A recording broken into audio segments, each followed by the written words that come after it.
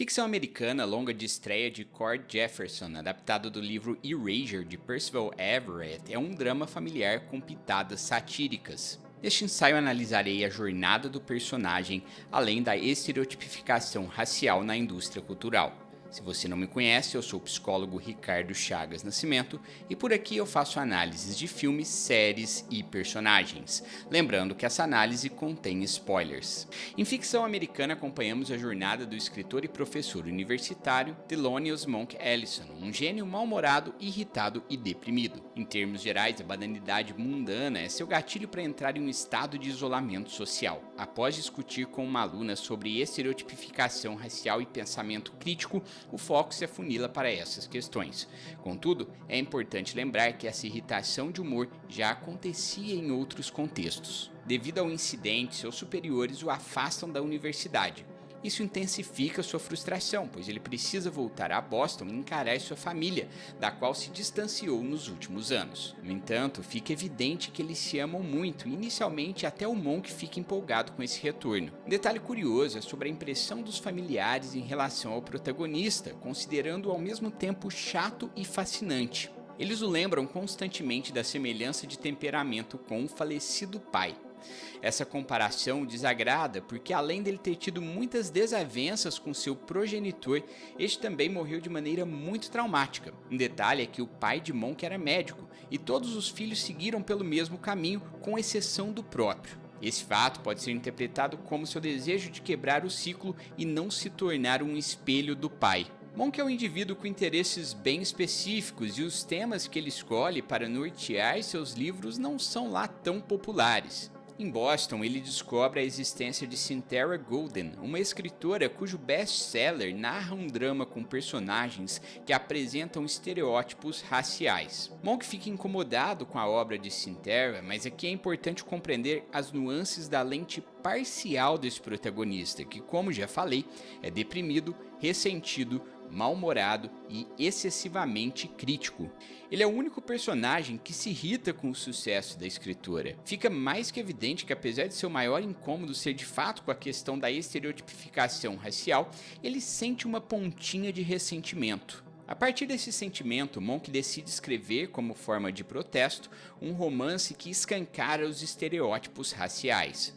Para sua surpresa, o livro desperta o interesse da editora que antes o ignorava. Monk então assina um contrato expressivo, mas mente sobre sua identidade e finge ser um autor estereotipado. Apesar de algumas tentativas de autossabotagem, Monk aceita o contrato porque precisa do dinheiro, já que não tem condições de pagar pelos cuidados da mãe com Alzheimer. Minha interpretação foi que, ao escrever esse livro como forma de brincadeira e protesto, Monk abriu uma porta de sua inconsciência, tirando uma espécie de licença poética para resolver seus problemas práticos e pessoais.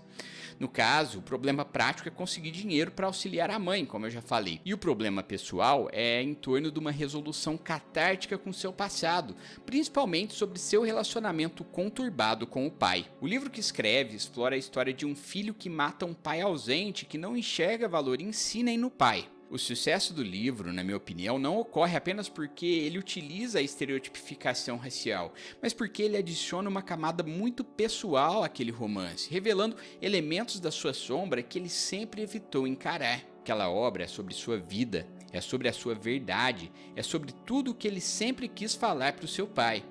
Quando Monk descobre que a sua namorada Coraline leu e gostou do livro que ele escreveu em segredo, sente-se bastante incomodado. Sim, ele ficou decepcionado pela mulher não ver problema na questão dos exageros dos estereótipos, mas honestamente esse não é o tipo de situação capaz de desencadear um término tão conturbado. Como o livro fala sobre suas questões pessoais e inconscientes, Monk, que sempre se esforçou para se esconder por trás de uma persona séria e respeitosa, mas também carrancuda, crítica e azeda, sente-se exposto. Portanto, ele fica fora de si por Coraline ter acidentalmente invadido sua intimidade. Aliás, os títulos do livro fazem alusão ao próprio estado de espírito desse protagonista. O primeiro se refere a essa espécie de doença hereditária que o acomete, enquanto o segundo é uma constatação de que agora ferrou, todos vão ler sobre sua intimidade. O filme explora a metalinguagem ao sugerir finais diferentes sobre a adaptação cinematográfica da história de Monk, que poderiam pertencer ao próprio American Fiction. Os 3 desdobramentos possuem um único elemento comum: Coraline.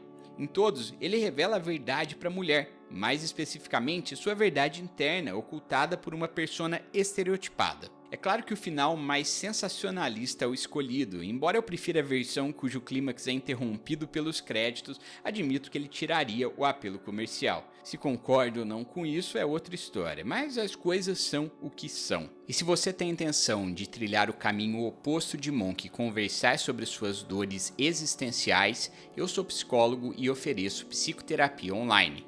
Caso você tenha interesse em solicitar um orçamento, eu vou deixar o meu e-mail aqui na tela e na descrição do vídeo. Eu encaro ficção americana como uma quase sátira. Seu maior mérito é tecer uma crítica social a partir da lente parcial de seu protagonista. Esse artifício expande a margem interpretativa. No fim, cada espectador vai enxergar aquilo que quiser enxergar. Para mim, o filme é mais sobre as dores existenciais de se tornar inteiro e menos uma crítica sobre estereotipificação racial. Afinal, os conteúdos apresentados nos livros de Monk e Sintera não reforçam estereótipos de estigma que poderiam levar a crimes de ódio. Os estereótipos em seus livros são recortes parciais, recheados de sensacionalismo, é verdade, mas não deixam de escancarar situações que ainda acontecem. Assim como o agente literário de Monk argumentou utilizando a metáfora das garrafas de uísque, produtos diferentes precisam serem pensados para públicos diferentes. E livros como o de Monk e Sintera são o ponto de partida de um público mais amplo disposto a exercitar o olhar empático e o pensamento crítico. E você, o que achou de ficção americana? Deixe nos comentários e além disso, deixa o like, cuide bem da saúde mental e até a próxima!